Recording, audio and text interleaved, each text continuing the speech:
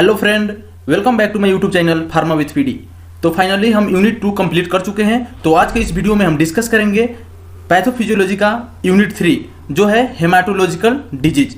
तो इसमें हम डिस्कस करेंगे आयरन डेफिशिएंसी एनीमिया के बारे में। तो फ्रेंड, अगर आप हमारे चैनल पर न्यू है तो चैनल को लाइक कीजिए, सब्सक्राइब कीजिए और बेल आइकन को दबाइए ताकि ऐसा ही आने वाले हर एक न्यू वीडियो का नोटिफिकेशन आपको मिलता रहे सबसे पहले।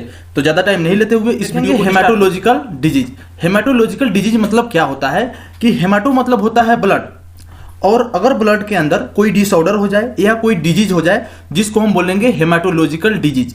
तो देखते हैं, the study of blood is called haematology. अगर हम ब्लड के स्ट्रक्चर, फंक्शन और कहाँ बनता है या कैसे डेवलप होता है, इस सारे चीज को हम स्टडी करेंगे जिसको हेमाटोलॉजी बोलेंगे। There are two major component of blood. Blood का दो मेजर कंपोनेंट होता है, जो फर्स्ट है प्लाज्मा एंड सेकेंड है फॉर्म्ड एलिमेंट। जो फॉर्म्ड एलिमेंट होता है इसमें 3 ब्लड सेल प्रेजेंट होता है। फर्स्ट है आरबीसी, दूसरा डब्ल्यूबीसी और तीसरा प्लेटलेट्स। तो जो आरबीसी होता है इसका दूसरा नाम इरिथ्रोसाइट एंड डब्ल्यूबीसी का दूसरा नाम होता है ल्यूकोसाइट और प्लेटलेट्स का दूसरा नाम होता है थ्रोम्बोसाइट। अब देखते हैं, the formation and develop of blood take place in red bone marrow. Red bone marrow के अंदर जितना भी टाइप का ब्लड सेल है वो फॉर्मेशन होता है, बनता है। Following are the haematological disorder is given below. अब हम डिस्कस करेंगे कि ब्लड में कौन कौन सा डिसऑर्डर होता है। तो एनीमिया, ल्यूकेमिया, ब्लीडिंग डिसऑर्डर और ब्लड कैंसर, ये कुछ हेमाटोलॉजिकल डिसऑर्डर है। तो अब हम डिस्कस करेंगे आयरन डिफिशिएंसी एनीमिया के बारे में। नाम से ही क्लियर हो रहा है कि अगर हमारे बॉडी के अंदर आयरन की कमी हो जाए जिसके वजह से जो ब्लड के अंदर डिसऑर्डर होता है उसको हम आयरन डिफिशिएंसी एनीमिया बोलते हैं। क्योंकि एनीमिया के कंडीशन में हमारे बॉडी में रेड ब्लड सेल का डिफिशिएंसी हो जाता है। तो अब हम देखते हैं कि it is also known as microcytic anaemia. Iron deficiency anaemia को दूसरा नाम होता है microcytic anaemia. It is a haematological disorder. Iron deficiency anaemia क्या है? हेमाटोलॉजिकल डिसऑर्डर है। थर्ड पॉइंट हम देखते हैं, it is most common type of anaemia throughout the world. World के अंदर आयरन डिफिशिएंसी एनीमिया एक मोस्ट कॉमन एनीमिया है जो मेजोरिटी ऑफ पीपुल के अंदर देखा जाता है। This type of anaemia occur due to shortage in iron in your body. जब हमारे बॉडी के अंदर आयरन का शॉर्टेज हो जाता है तो आयरन डिफिशिएंसी एनीमिया हो जाएगा। Your bone marrow need iron to produce और मेक हेमोग्लोबिन। बोन मैरो के अंदर टोटल ब्लड सेल का फॉर्मेशन होता है, उस टाइम आयरन का रिक्वायरमेंट होता है। तो जब आयरन के हमारे बॉडी के अंदर कमी हो जाएगा तो हेमोग्लोबिन का फॉर्मेशन नहीं हो पाएगा।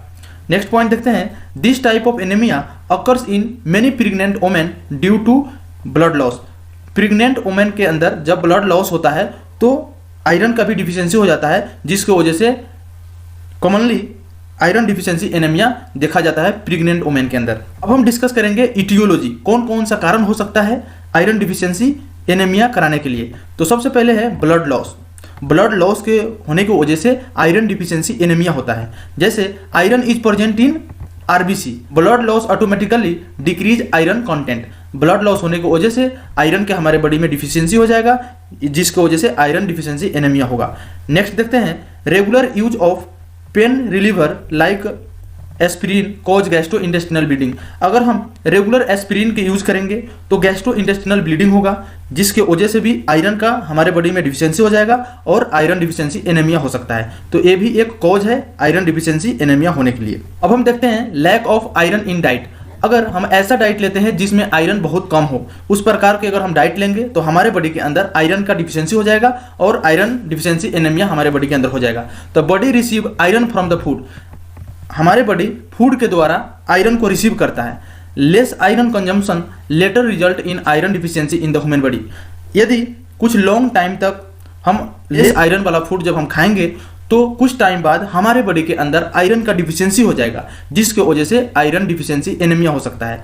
तो इसीलिए हमें meat, egg, leafy green vegetable खाना चाहिए, इसमें आयरन ज़्यादा पाया जाता है। अब हम देखते हैं inability to absorb iron. Inability कहने का अर्थ क्या हुआ कि जो आयरन का एब्जॉर्प्शन होता है वो स्मॉल इंटेस्टाइन से होता है, लेकिन जैसे स्मॉल इंटेस्टाइन के अंदर कुछ डिसऑर्डर हुआ, कुछ प्रॉब्लम हुआ, जिसके वजह से जितना अमाउंट ऑफ आयरन फूड के द्वारा स्मॉल इंटेस्टाइन से एब्जॉर्ब होना चाहिए उतना नहीं हो पाता है, जिसकी वजह से हमारे बॉडी के अंदर आयरन का डिफिशियंसी हो जाता है और हमें आयरन डिफिशियंसी एनीमिया से सफर करना पड़ता है। तो लिखा हुआ है dietary iron is absorb through small intestine, जो हम फूड खाते हैं उसके द्वारा जो आयरन हमें मिलता है वो स्मॉल इंटेस्टाइन से एब्जॉर्ब होकर ब्लड में जाता है।